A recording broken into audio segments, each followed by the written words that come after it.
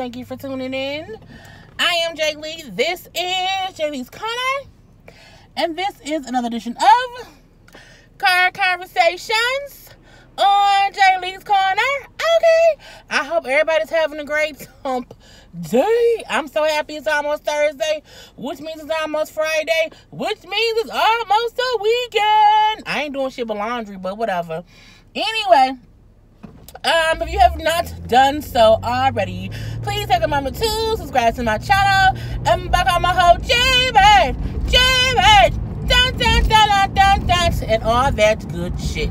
I haven't done a car conversation in a minute, so maybe I'm just anxious, y'all, to get chit-chatting. But I watched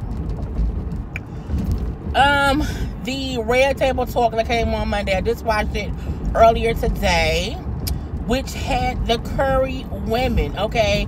It had Steph Curry mama, his wife, his sister, and also his brother's fiance. First of all, I didn't know Steph Curry had siblings, let alone another brother who played basketball and, you know, a sister who married to somebody in basketball. I say, ain't this some shit?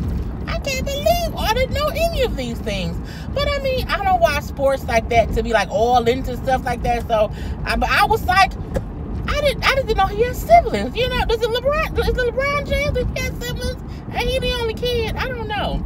Anyway, so Jada, her mama, her daughter, they went to Charlotte, okay, to meet with the women of the Curry clan. And I have to say, it was a very light, airy, beautiful conversation with women, okay? And I like how towards the end of it, Steph Curry mom said, and I can't remember the mom's name or the sister's name or the future sister-in-law's name, and that's because I'm driving. I can't write down stuff to remember stuff, but you know, they had their own identity, you know what I'm saying? I just can't remember their names right now. But when his mom said towards the end how beautiful it was and how grateful she was she was to have had this experience, just sitting and talking with other women, because, you know, she never played as a sorority, so she's never had that kind of sisterhood thing where you and other women can sit down, chit-chat, and jaw-jack or whatever. And I don't know how many people realize that, you know, if you don't have your little female village, it can get very overwhelming. You know what I'm saying? To not have anybody to kind of sit down and chit-chat and jaw-jack with. I'm lucky enough where all my years I've had, you know, chit-chat and jaw-jacking friends, even now in my 30s. But that's neither here or there.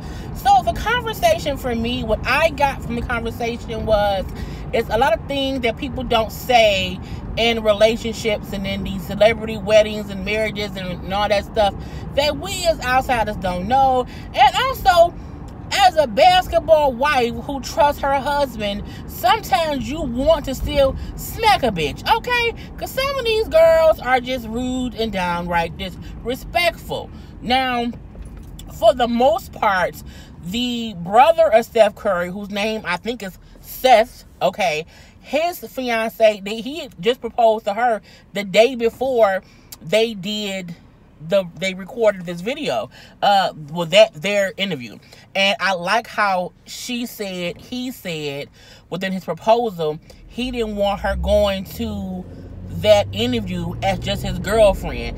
He wanted her to go as his fiance. And he popped the question, baby, and they is engaged. I said, well, come through, Seth, proposing on time for the interview to make sure she's a fiance and not just a girlfriend, okay? I said, that's amazing. But they have been together for a while. They have a child together, everything. So it was still a stable relationship as far as we know.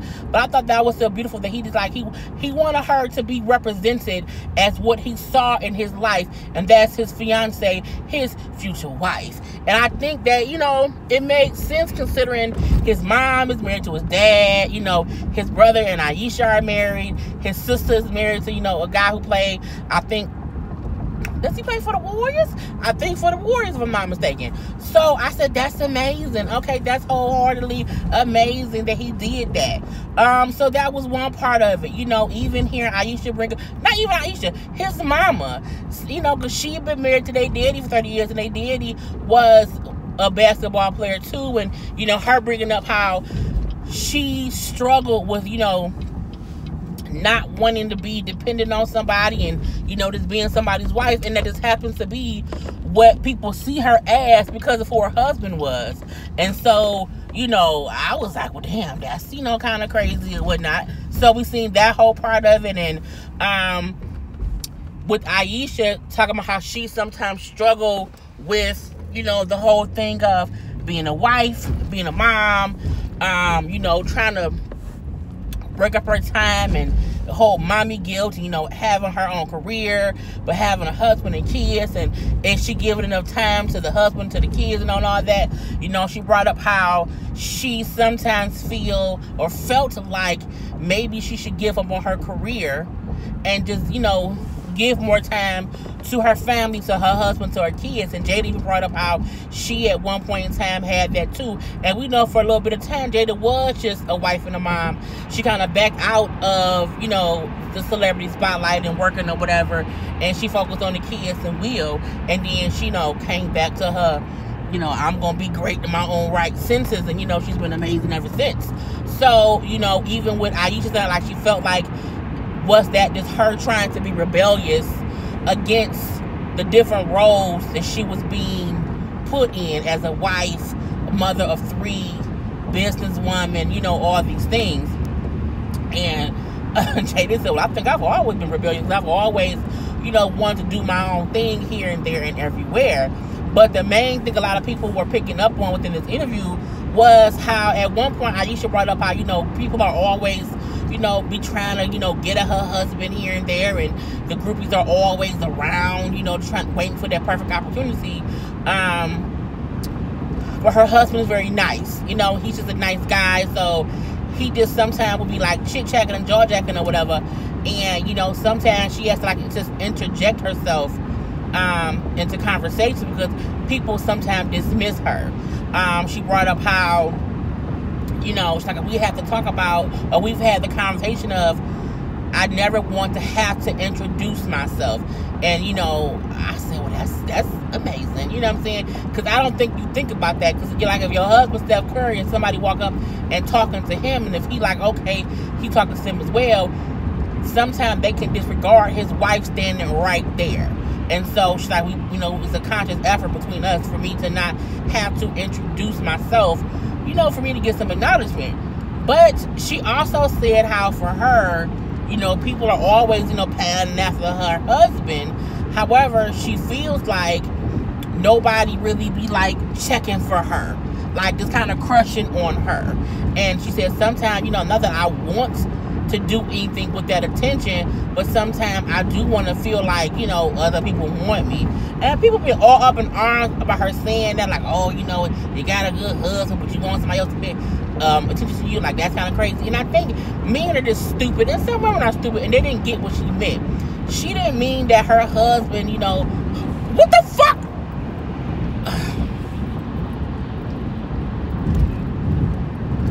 People be speeding, and they would speed up behind me and almost hit my car because they want to go speed. I should chase their ass down and cuff them the fuck out, but I ain't gonna do that because God just, be working on me. But I swear, people sometimes piss me off when they be speeding for no day. It's a whole fucking freeway.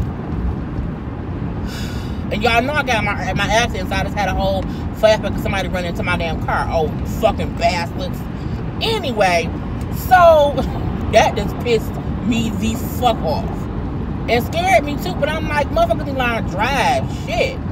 Anyway, so people forget that what she meant was, it's not about her husband not showing her attention, that she wants attention from men. But as a woman, you do want to feel like people see you and people find you attractive. It's just the same way a person, she just wants to be seen. I think they forget how much attention that man get.